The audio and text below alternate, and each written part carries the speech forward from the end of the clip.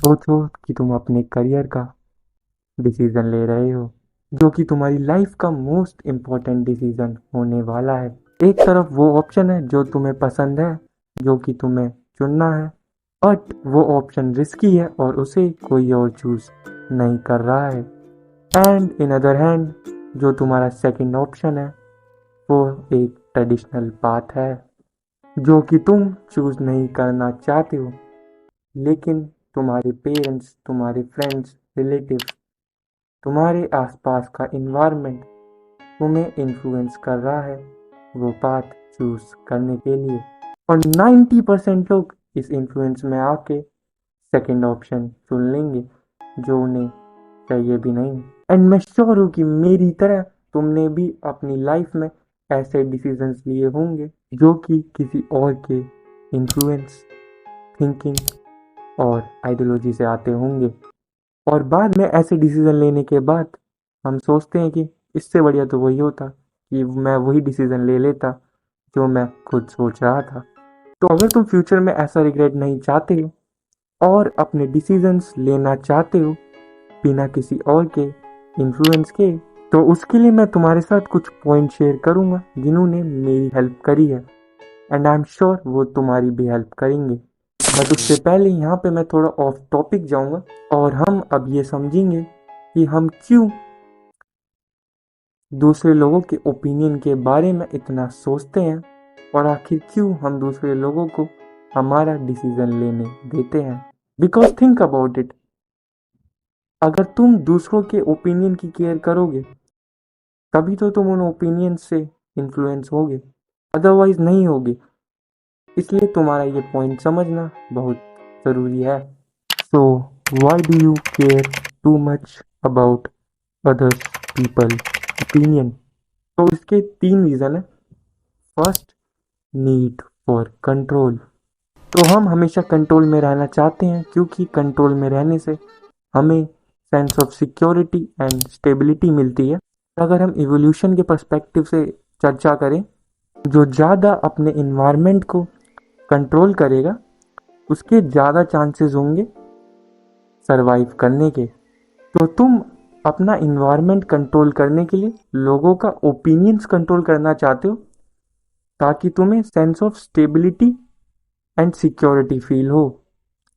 Number two, need for acceptance. Humans socialize creature हैं।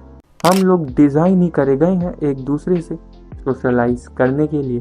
तो इसी वजह से हम ऐसी चीज़ें नहीं करते हैं जो सोसाइटी के ओपिनियन में कलेक्टिवली रॉन्ग हो, या फिर हम ऐसा कुछ नहीं करते हैं जिसकी वजह से हमारे आसपास की कम्युनिटी हमें निष्कासित कर दे।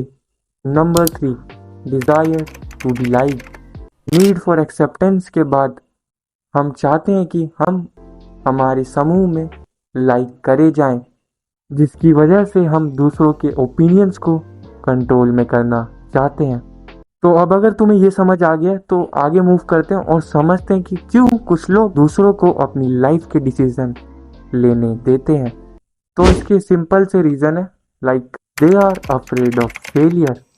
अगर तुम अपने डिसीजंस खुद लोगे तो तुम्हें उसके फेलियर्स का सामना करना पड़ेगा। उस फेलियर्स के साथ जो कॉन्सिक्वेंसेस आएंगे तुम्हें उसको भी झेलना पड़ेगा और सोसाइटी भी तुम्हें दो चार बातें और बोलेगी। और सेकंड रीज़न होगा अकाउंटेबिलिटी।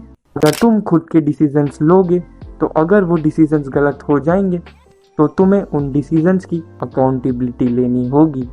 और इन्हीं चीज़ों से बचने के लिए वो लोग अपने फ्रेंड्स, पेरेंट्स या फिर किसी और को डिसीजन लेने देते हैं ताकि अगर वो फेल हो जाए तो वो उस डिसीजन की जो फेलियर के साथ कॉन्सिक्वेंसेस आएंगे और जो अकाउंटेबिलिटी होगी उस डिसीजंस की, उन चीज़ों को वो उन पर ब्लेम कर सके।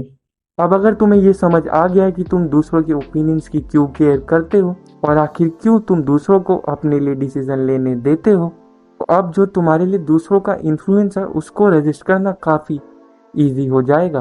बट फिर भी मैं तुम्हें कुछ पॉइंट बता देता हूँ जिन्होंने पर्सनली मेरी मदद करी है।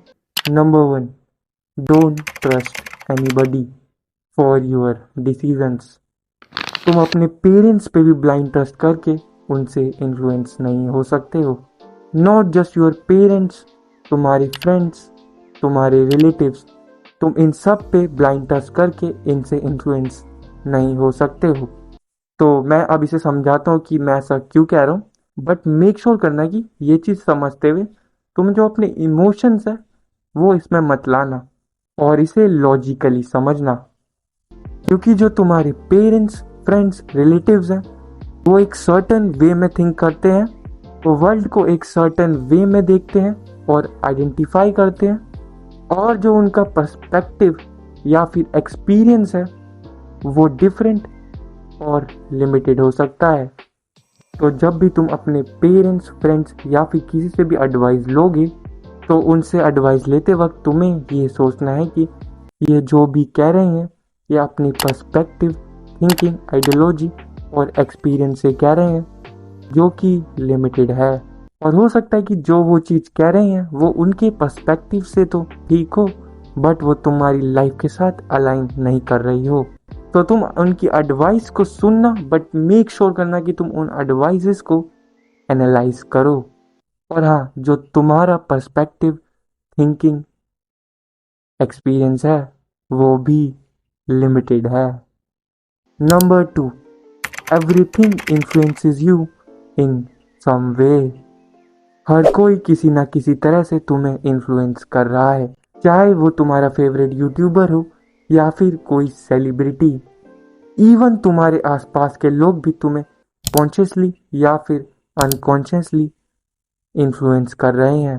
तो मेक श्योर करना कि जिन लोगों को भी तुम फॉलो करते हो या फिर यूट्यूब पे देखते हो या फिर जो भी सेलिब्रिटीज को तुम देखते हो वो सभी एक डिसेंट पाथ पे हो। Number 3, trust yourself and take action. मुझे नहीं लगता है कि मुझे तुम्हें एक्सप्लेन करना चाहिए कि क्यों तुम्हें खुद पे ट्रस्ट करना चाहिए और एक्शन लेना चाहिए। वैसे इस बारे में मैंने और भी ज़्यादा how to become a superior man वाली वीडियो में बताया, जो कि लेफ्ट पे आ रही होगी, उस पर क्लिक करो और जान लो। Peace out.